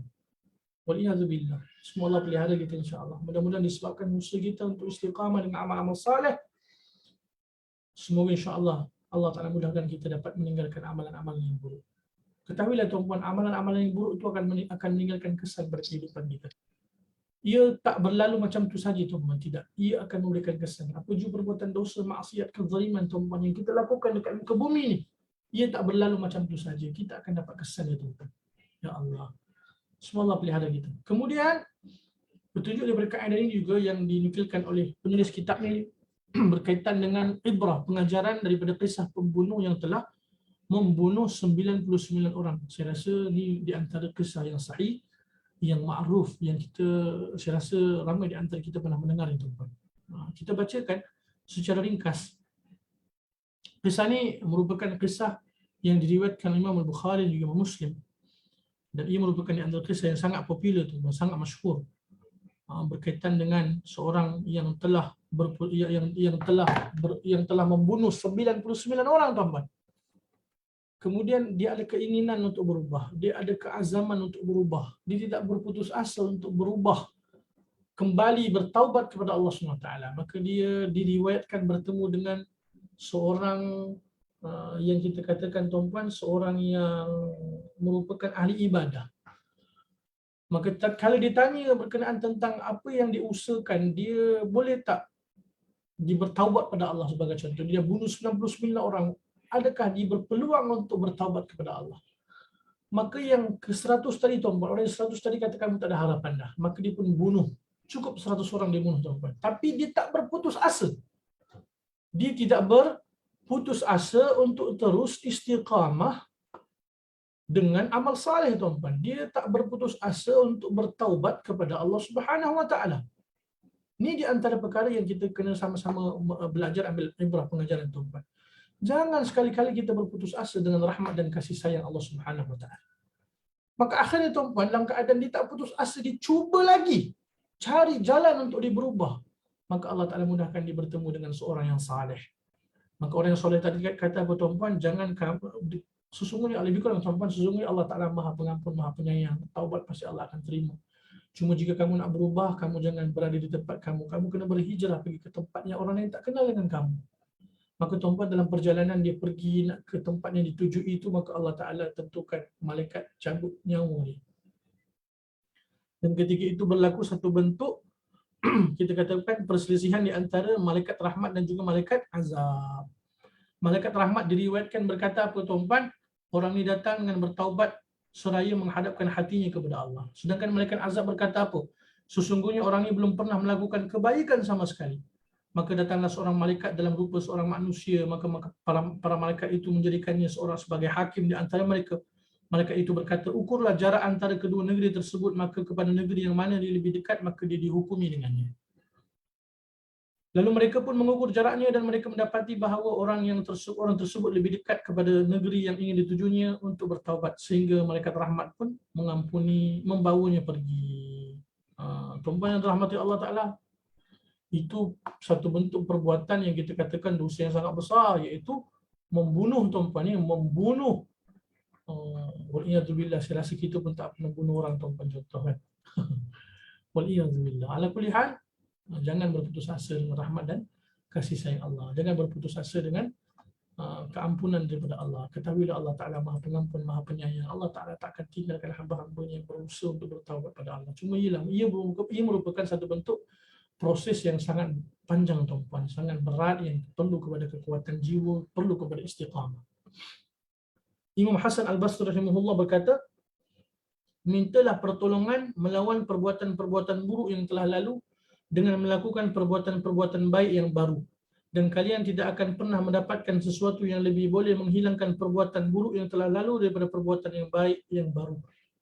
Dan penulis kata, tuan-tuan rahmati Allah, Allah SWT menyatakan kaedah yang kita sebutkan tadi, innal hasanat yudhibna sayyi'at, sesungguhnya perbuatan-perbuatan yang buruk itu menghapuskan dosa perbuatan-perbuatan yang buruk.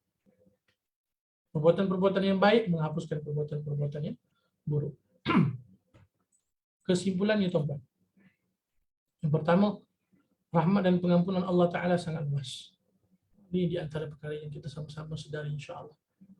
Allah Maha Pengampun, Allah Maha Penyayang. Berapa besar dosa selain dosa syirik. Jangan putus asa dengan Allah. Kita usaha untuk mohon ampun pada Allah, mohon pengampunan daripada Allah.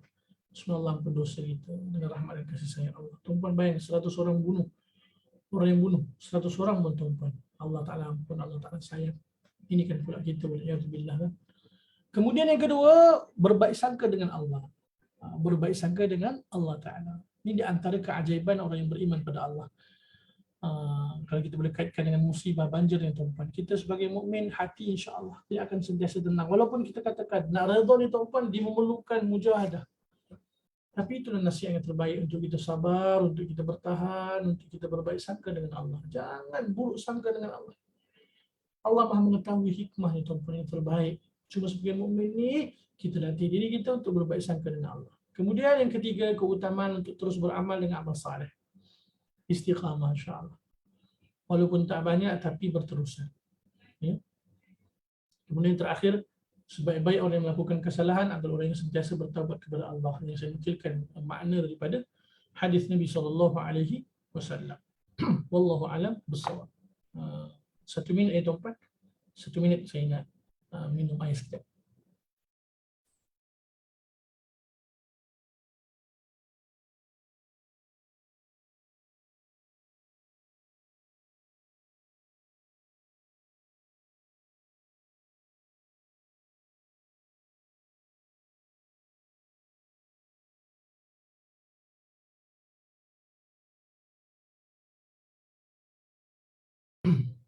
Baik, bismillah.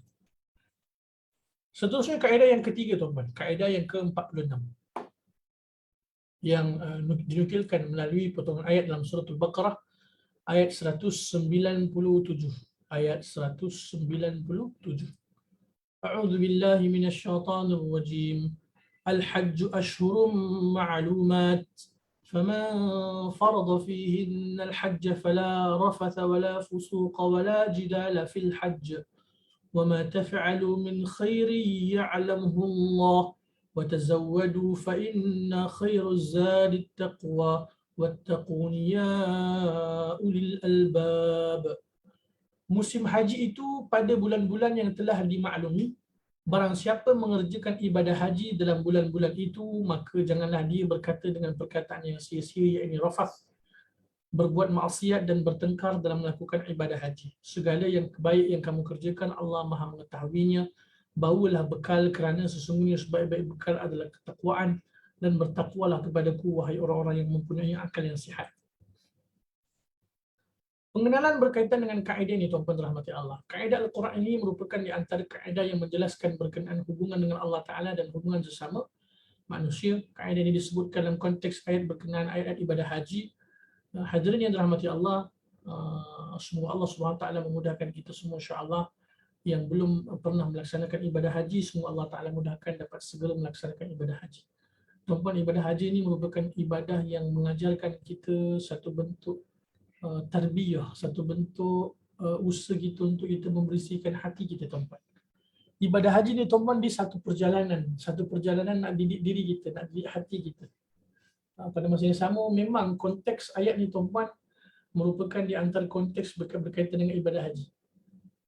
Dan memang di antara perkara yang kita kena ketahui bahawa apa jua amalan yang baik, Allah Ta'ala Maha mengetahui. Tuan-tuan yang dirahmati Allah, ketika kita melaksanakan ibadah haji, memang dua bentuk keadaan. Sama ada hubungan kita dengan Allah, iaitu ibadah haji itu tersendiri.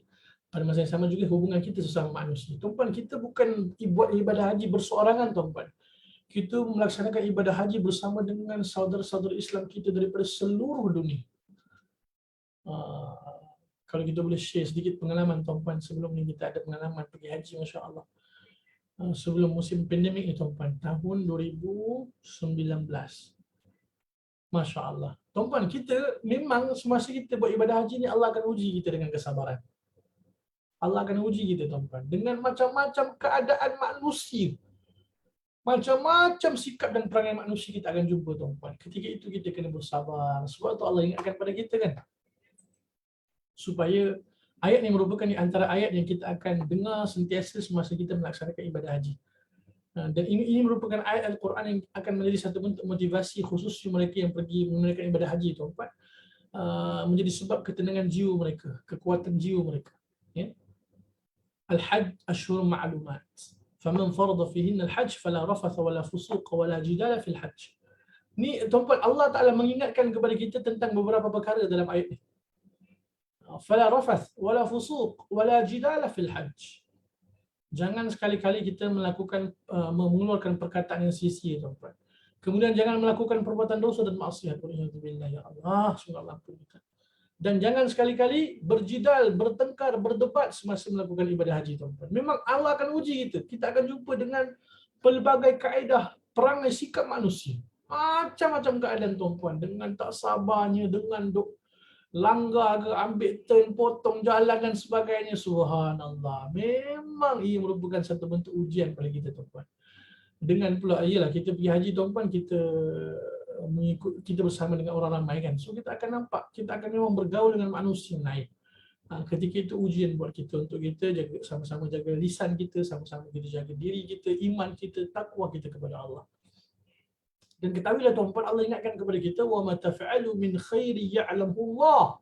Segala amalan baik yang kamu kerjakan, Allah Maha mengetahuinya. Tuan-tuan, apa jua amalan baik yang kita buat, tuan-tuan, kita bantu orang, kita khidmat untuk orang lain, kita mudahkan urusan orang lain, Allah Maha mengetahui. Tuan-tuan, saya ajak tuan-tuan yang masih muda, yang masih belia, azam, niat daripada sekarang kita nak pergi haji dalam keadaan usia kita masih muda. Sebab apa, tuan-tuan rahmati Allah? Ini pengalaman saya sendiri, tuan-tuan, khas, sangat seronok. Walhamdulillah, dalam keadaan kita dapat menunaikan ibadah haji, tuan-tuan, untuk diri kita sendiri, pada masa yang sama kita dapat bantu orang lain.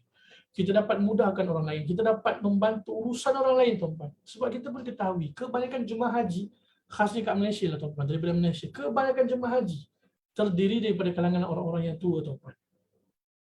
Ialah, kita dalam keadaan kita tahu macam-macam latar belakang. Cuma mereka-mereka, tuan-tuan perempuan yang berada dalam grup ni, sama ada yang dekat Zoom dan juga dekat Facebook, tuan-tuan live, saya sama-sama ajak tuan-tuan perempuan terutama yang masih belia, muda, azam, niat dalam hati kita sungguh-sungguh berusaha kita pergi menunaikan ibadah haji dalam keadaan usia kita masih muda. Jangan tunggu dah pension nanti, tuan-tuan. Jangan kita dah set dalam pemikiran kita nanti dah tua, nanti dah selesai semuanya ke dan sebagainya. Daripada sekarang, tuan-tuan, kita kena niat azam buat persiapan. Tuan-tuan, kita katakan yang berikan kemudahan, yang pilih kita, yang memudahkan kita adalah Allah. Memang kita perlukan keperluan, tuan-tuan. Memang kita perlukan biaya. Memang kita perlukan duit untuk kita pergi haji. Nah, ia merupakan satu bentuk tanggungjawab yang besar berkaitan dengan belanja. Naam, tapi tuan-tuan yang dirahmati Allah, dengan niat sungguh-sungguh, azam, keinginan yang kuat, teguh, Allah Ta'ala pasti akan mudahkan kita, tuan-tuan. Sebab apa? Yang pilih kita Allah Ta'ala. Yang memudahkan kita Allah Ta'ala. Bukan sebab duit yang banyak, tuan-tuan. Tidak. Kalau kita katakan sebab duit yang banyak, tuan-tuan, berapa ramai di antara orang yang kaya raya, orang yang banyak duit daripada kita, orang yang memang berkemampuan. tetapi mereka belum dipermudahkan dapat menunaikan ibadah haji. So saya menyuruh tuan-puan, daripada muda kita kena azam. Seronok bila kita pergi haji, tak kala usia masih muda tuan-puan, alhamdulillah kita dapat mudah beribadah. Sebab ibadah haji tuan-puan merupakan satu bentuk ibadah yang memang melibatkan fizikal yang baik.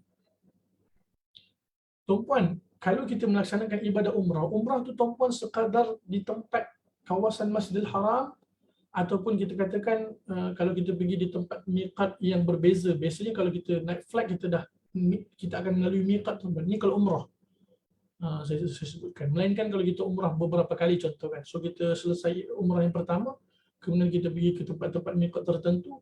Setelah kita pergi tempat miqat untuk kita niat umrah, kita terus pergi ke kawasan Masjidil Haram kan. Maka itu sekadar itu tuan-puan, dia tak lama pun. Umrah sekejap saja. Dan kita boleh laksanakan bila-bila masa umrah ni. Secara umumnya dia tak seperti mana ibadah haji. Ibadah haji hanya boleh dilaksanakan semasa bulan-bulan haji.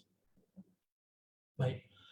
Tuan-puan dirahmati Allah, bila kita melaksanakan ibadah haji, manusia terlalu ramai tuan-puan. Cuma sekarang ni wallahu a'lam bissawab. Akan datang ibadah haji macam mana. Cuma sebelum tuan-puan, sebelum pandemik ni, manusia ramai tuan-puan. Kalau kita nak tengok betapa ramainya manusia semasa musim haji. So time musim haji tuan-puan, tawaf tu subhanallahil azim. Kalau kita tak datang awal tuan-puan, kita akan tawaf dekat atas. Melainkan kita ambil satu bentuk keringanan, kita tawaf naik skuter. Kan? Sebagai contoh. Kemudian tuan-puan dirahmati Allah, untuk dalam kita melaksanakan ibadah haji, kita tak berada di kawasan Masjidil Haram saja, kita akan pergi ke Mina tuan-puan. Mina bukan dekat, jauh. Kita akan pergi dekat Muzdalifah, kemudian kita akan pergi ke Arafah, kawasan-kawasan ibadah haji ni tuan-puan dirahmati Allah, kan?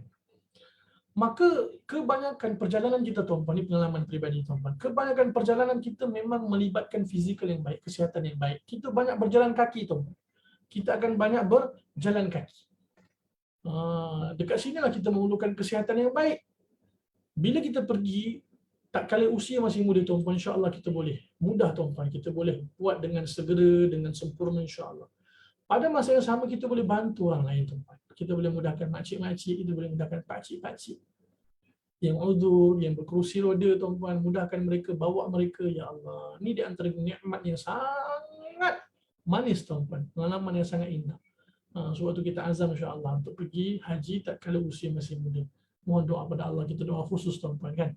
Ya Allah, pilih hamba ya Allah pergi haji tahun sekian, pergi haji tahun sekian. Kadang kita berdoa pada Allah tuan-puan. Ya Allah, pilihlah hamba menunaikan ibadah haji masalah kan. Tapi kita tak sebut bila kita nak pergi tuan-puan. Bila kita azam, bila kita ada keinginan untuk pergi, tahun bila. Kita kena sebut dalam doa-doa kita. Supaya apa tuan-puan? Supaya Allah Taala kabul doa kita. Kadang kita umum doa, tapi kita tak ada keinginan, tak ada azam, tak ada target, tak ada matlamat kita nak pergi bila. Kan? Ketahuilah tuan-puan, seronok pergi haji ni seronok. Walaupun kita akan menghadapi kesusahan, kesulitan, tapi tuan-puan tanyalah siapa-siapa yang dah pergi haji. Nak pergi lagi tak? Insya-Allah nak pergi lagi tuan-puan. Walaupun kita memang membayangkan ujian, cubaan dan sebagainya, tapi seronok tuan-puan. Seronok sangat, nikmat. Semoga Allah SWT mudahkan insya-Allah. Saja selingan nak seru sama-sama tuan-puan. Mudah-mudahan ada di antara hati-hati kita yang Allah Taala berikan keinginan. Sebab saya ajak tuan-puan dapat sama-sama ada keinginan buat persiapan, semua Allah pilih, dan insya-Allah saya pun akan dapat pahala yang sama. Semua Allah Taala juga pilih saya dan keluarga saya juga kembali tuan-puan. Baik. Kemudian penjelasan berkenaan ayat tersebut di kalangan para ulama dijelaskan, kalau tuan-puan boleh rujuk di antara kitab-kitab tafsir para ulama berkaitan dengan ayat ni, tuan-puan akan dapat manfaat yang sangat besar tuan-puan. Cuma fokus kita kepada ayat ataupun potongan ayat tentang kaedah yang kita sebutkan berkaitan dengan tidaklah ada sesuatu pun kebaikan yang kita lakukan melainkan Allah Ta'ala Maha mengetahui. Sebab tu kalau kita kaitkan dengan ibadah haji tuan-puan, memang nampak macam kecil tuan-puan kan, tapi ketahuilah ia merupakan satu bentuk manfaat yang besar. Ganjaran pahala di sisi Allah, Allah Maha mengetahui tuan-puan. Allah Maha mengetahui. Apa juga kita buat, bantuan yang kita tolong semasa haji tuan-puan, kita mudahkan urusan orang lain.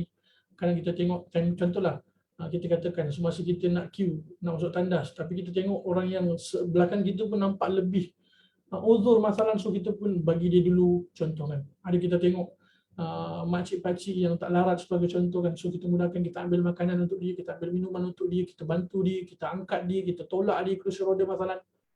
Tuan-tuan ketahuilah kesemua itu akan dinilai oleh Allah SWT. Faman ya'mal mithqala dzarratin khairan yarah. Maka barang siapa yang beramal dengan kebaikan walaupun sebesar sebesar zarah, tuan-tuan, Allah SWT Maha mengetahui. Semua dia akan mendapat balas, dia akan melihat balasan dekat akhir. Maka kita kena yakin, tuan-tuan. Baik. Petunjuk daripada kaedah ni, tuan-tuan. Yang pertama, terdapat motivasi dan anjuran daripada Allah Ta'ala untuk kita mengikhlaskan diri kita kepada Allah dalam setiap amal. Ini jelas, tuan-tuan. Jika amal kita tidak ikhlas, maka ia merupakan di antara amal yang tertolak. Pada masa yang sama, kita pun kena ketahui bahawasanya amalan bukan sahaja ikhlas mata-mata, tetapi ia perlu diusahakan mengikuti apa yang dianjurkan oleh Nabi SAW, apa yang ditunjuk ajar oleh Nabi SAW, apa yang telah ditunjukkan oleh Nabi SAW, iaitu yang kita sebutkan sebagai ittiba'ur Rasul SAW. Dan ia juga merupakan di antara syarat-syarat diterimanya amal, kan, ikhlas dan juga ittiba'. Kemudian yang kedua, janji Allah Ta'ala akan diberikan ketenangan dan ketenteraman jiwa bagi mereka yang sentiasa berusaha untuk beramal dengan amalan kebaikan. Tuan-tuan, iman, amal saleh ni dia ada kemanisan. Beriman ni ada kemanisan ni, tuan-tuan. Kan kata Nabi SAW, "Thalathun man kunna fihi wajada halawatal iman." Disebutkan dalam hadis Nabi SAW, terdapat 3 bentuk tanda-tanda mereka yang merasakan kemanisan iman. Rupa-rupanya, tuan-tuan, iman, amal saleh itu ada kemanisannya. Bagi sesiapa yang berusaha untuk beriman, bagi sesiapa yang berusaha untuk beramal saleh, tuan-tuan ketahuilah kita akan dapat kemanisan. Jika kita beriman, jika kita beramal saleh, kita tak rasa kemanisan itu, tuan-tuan, kita tak rasa kenikmatan tersebut, maka kita muhasabah. Muhasabah bagaimana kita betulkan iman kita, amal saleh kita, belajar, tuan-tuan, dalam ilmu syar'i, tadabbur Al-Quran Al-Karim dan sebagainya. Tuan-tuan ketahuilah ia akan ada kemanisan ni, tuan-tuan, sebab ia disabdakan oleh Quran, disabdakan oleh Nabi SAW. Allah akan beri ketenangan, tuan-tuan, ketenteraman jiwa. Sebaliknya, bila amalan agama ditinggalkan, tuan-tuan, habis jiwa. Akan berlaku sebaliknya, tuan-tuan. Keserabutan, ya, kita katakan. Apalagi, tuan-tuan rahmati Allah, jiwa tak tenang, serabut dan sebagainya. Tetapi sebaliknya, bila kita usahakan untuk beramal saleh, insya-Allah Allah akan berikan kita ketenangan dan juga ketenteraman jiwa. Ala bidzikrillahi tatma'innul qulub. Allah Ta'ala firman dalam surah Ar-Ra'd, ketahuilah hanya saja dengan mengingat Allah, hati dan jiwa akan menjadi tenang dan juga tenteram. Ya. Rasa gelisah, tuan-tuan, kembali pada Allah. Rasa tak tenang, kembali pada Allah. Istighfar, baca Al-Quran, tadabbur Al-Quran, sujud kepada Allah, amal saleh, ya, bersedekah dan sebagainya, maka insya-Allah kita akan ketemu ketenangan tersebut, tuan-tuan. Ya. Kemudian yang ketiga, pelihara hati agar tidak melakukan amal kebaikan untuk menunjuk kepada manusia dan sebagainya dan perkara yang mazmumah. Maksudnya, tuan-tuan, apabila amal yang kita lakukan tidak kerana Allah sebagai contoh, semata-mata untuk mendapatkan pujian manusia, semata-mata untuk kita dengar pujian-pujian manusia kepada kita ataupun yang dikenali sebagai sum'ah, maka ia merupakan satu bentuk amal yang sia-sia, tuan-tuan. Wa'iyadzubillah. Riya, sum'ah, ujub, kibir dan sebagainya yang merupakan sifat-sifat mazmumah, di antara perkara yang akan merosakkan amal kita, tuan-tuan, dan yang lebih teruk lagi, ia akan merosakkan hati kita. Sebab itu kita kena usahakan untuk senantiasa jaga niat kita, tuan-tuan. Jaga niat kita, pelihara niat kita sebelum kita beramal, semasa kita beramal, setelah kita beramal. Jika ada niat kita, tuan-tuan, yang kita rasa lari daripada keikhlasan, maka kita kena kembalikan balik, betulkan balik niat, tashihkan niat kita balik, baru perbaharui niat kita balik, tuan-tuan, ni. Beristighfar dan bertaubat kepada Allah SWT. Dan paling utama, tuan-tuan, jangan lupa untuk kita berdoa kepada Allah SWT. Semua Allah Ta'ala mengujikan kepada kita keikhlasan. Semua Allah Ta'ala memelihara kita daripada perkara-perkara yang mazmumah, sifat-sifat yang mazmumah, riya, ujub, kibir, sum'ah dan sebagainya. Kemudian yang keempat, tuan-tuan, bersabar dan bertahan dengan pelbagai sikap manusia yang akan menjadi sebab ujian kepada kita. Ini yang saya sebutkan berkait dengan ibadah haji. Tuan-tuan, umrah pun sama, tuan-tuan, cuma dia tak sama macam haji. Kan kalau kita berumrah dia tak lama, sekejap saja. Haji ni agak lama, tuan-tuan. Pada masa yang sama memang kita akan banyak berinteraksi dengan manusia yang lain. Sebab itu kita katakan ia merupakan ujian dan dugaan kepada kita, terutamanya berkaitan dengan sikap manusia. Kadang kita kata, dah lah, semasa pergi haji ni kan pergi haji dah ni kan. Tapi tuan-puan, kita akan melihat keadaan-keadaan yang sepatutnya tuan-puan ketika itu kita muhasabah, kita bersyukur pada Allah, Allah pilih kita.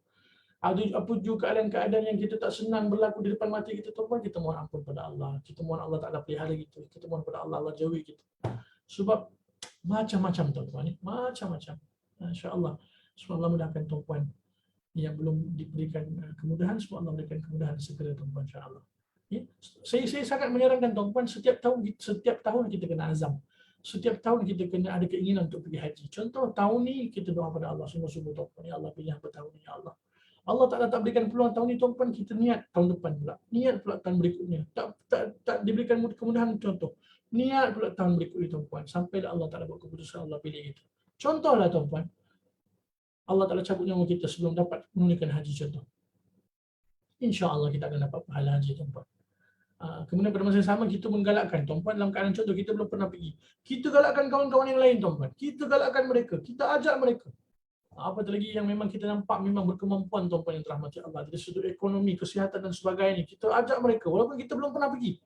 Walaupun kita tak berkemampuan lagi, tuan-puan, la ba'sabih, tidak mengapa kita ajak rakan-rakan kita. Tuan-puan tahu tak Nabi sebut dalam hadis yang diriwayatkan oleh Imam Muslim, man dalla ala khairin falahu mithlu ajri fa'ili atau kama qala. Barang siapa yang menunjukkan kepada kebaikan, maka dia akan dapat pahala seperti mana orang yang buat kebaikan. Kita tunjuk, tuan-puan, kita ajak orang lain dapat pergi dengan izin Allah, taufik daripada Allah sebab perkataan kita.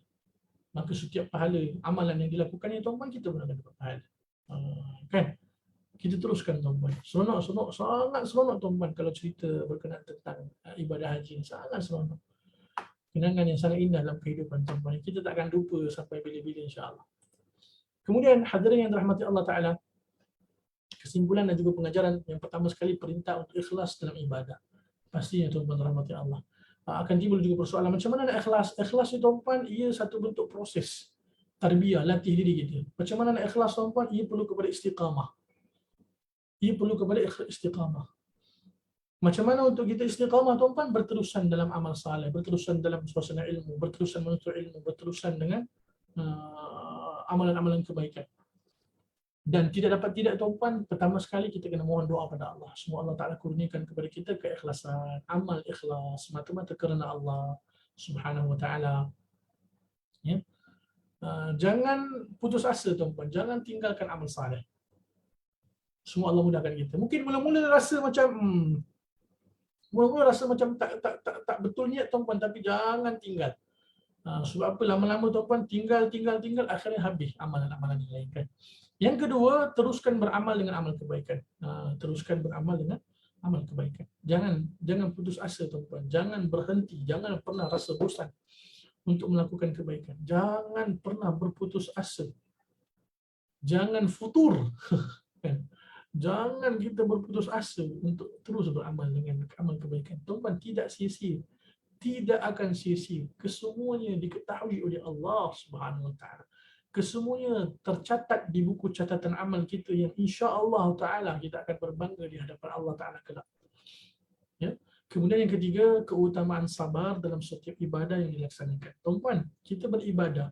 Di sabar ni, tuan-puan, bukan sahaja sabar dalam konteks marah, contoh, kan. Sabar ni, tuan-puan, bukan setakat sabar meninggalkan kemaksiatan. Sama juga sabar ni pun ia juga merupakan di antara tuntutan dalam tatkala kita melaksanakan ibadah kepada Allah. Tuan-puan nak hadir kuliah, contoh, kan. Tuan-puan kena sabar. Masalah. Kita nak jaga solat, tuan-puan, kita kena sabar. Istiqamah apa juga keadaan. Kita nak buat kebaikan, tuan-puan, kita nak berubah ke arah yang lebih baik, kita kena sabar. Orang cakap apa ke, orang tuduh apa ke, kita kena sabar. Sabar, insya-Allah. Innama yuwaffas sabirin ajruhum bighairi hisab. Innama yuwaffas sabirin ajruhum bighairi hisab. Di antara ayat kaedah yang kita pernah kongsikan sebelum ni, kan. Sesungguhnya pahala ganjaran bagi orang yang bersabar ni, tuan-puan, dia janji Allah pahala yang tak terhitung. Infinity, tuan-puan. Di antara amalan yang menjanjikan pahala yang paling besar adalah bersabar.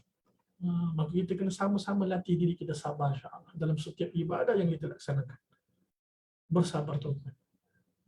Orang tuduh apa-apa, orang duk kata kita ke, orang duk cakap kita macam-macam, kita sabar tuan-tuan.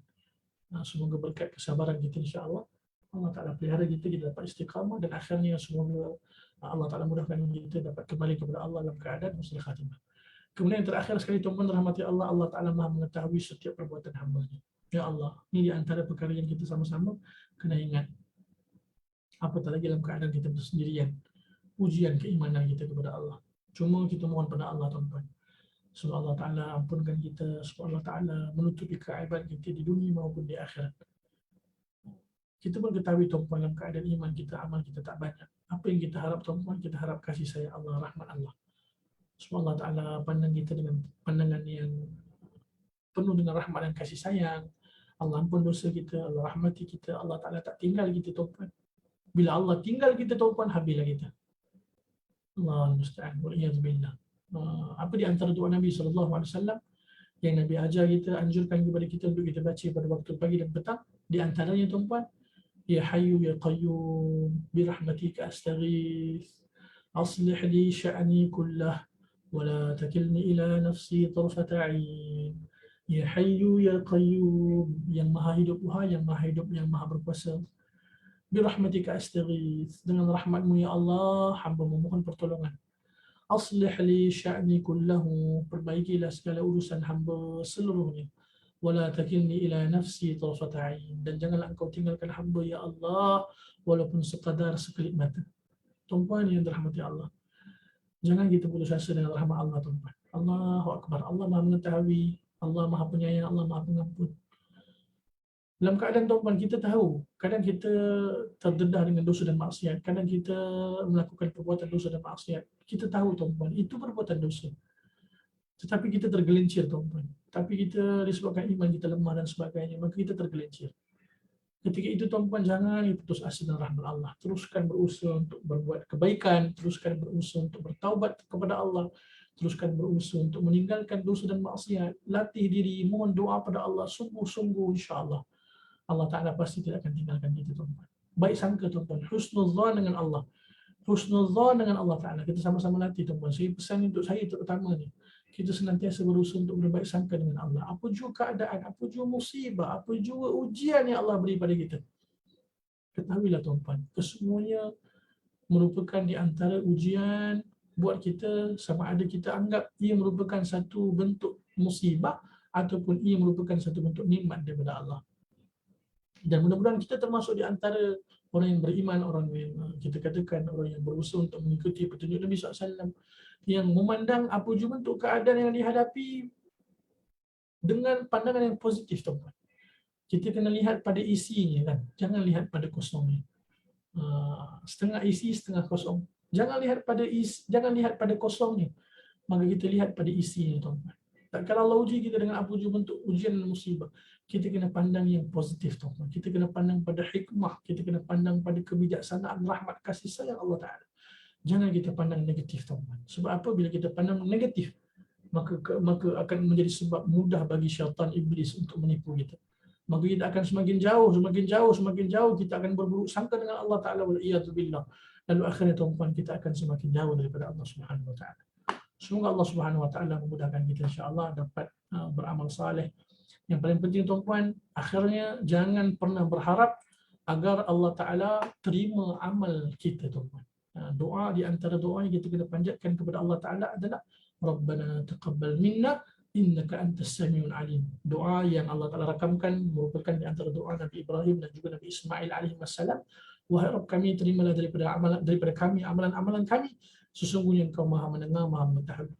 Nabi SAW juga mengajarkan kita doa waktu pagi tuan-tuan, Allahumma inni as'aluka ilman nafi'a wa rizqan tayyiba wa amalan mutaqabbalan. Ya Allah, kurniakan kepada hamba ilmu yang bermanfaat, rezeki yang baik, rezeki yang halal, dan juga amal yang diterima. Jangan kita tinggal doa ni tuan-tuan, kita sama-sama doa.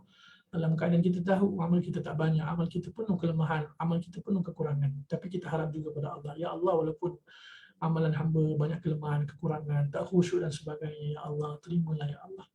Sesungguhnya Engkau Maha menerima segala amal hamba-hamba ya Allah. Ya? Semoga bermanfaat tuan-tuan. Wallahu ta'ala alam bisawab. Sekiranya ada persoalan silakan. Sekiranya ada persoalan silakan boleh tanya insya-Allah. Jika saya mampu jawab, saya jawab. Jika tak mampu, saya katakan wallahu a'lam Saya akan cuba tanya asatidzah yang lain ataupun saya akan merujuk kepada para ulama yang lain ataupun kitab-kitab yang lain, insya-Allah. Wallahu a'lam. Ada persoalan?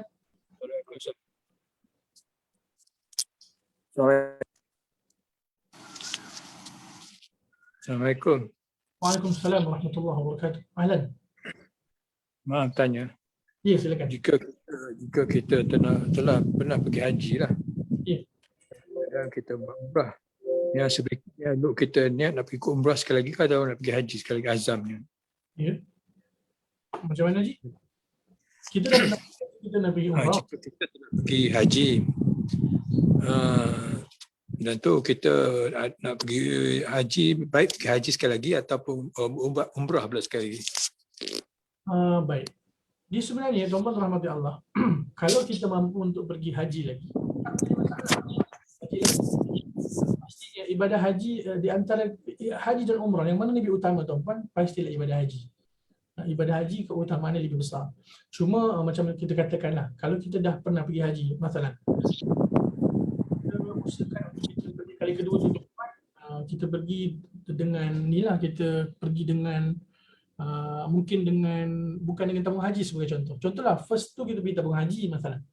So kalau kita pergi kali kedua tuan-tuan, kita boleh pergi dengan swasta masalah. Sebab apa, kita bagilah peluang dengan melalui tabung haji. Kalau kita memang berkemampuan daripada awal haji kita pergi dengan pakej swasta, so tak ada masalah lah. Sebab apa? Di antara kedua tuan-tuan, haji umrah, yang mana lebih utama? Pastilah haji itu lebih utama.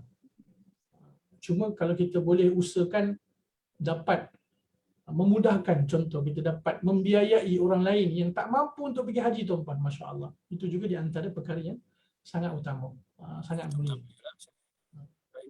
Bantu orang lain lah. Ya, bantu orang lain. InsyaAllah. Barakallahu fikum. Wallahu a'lam bissawab. Ada persoalan yang lain tuan-tuan?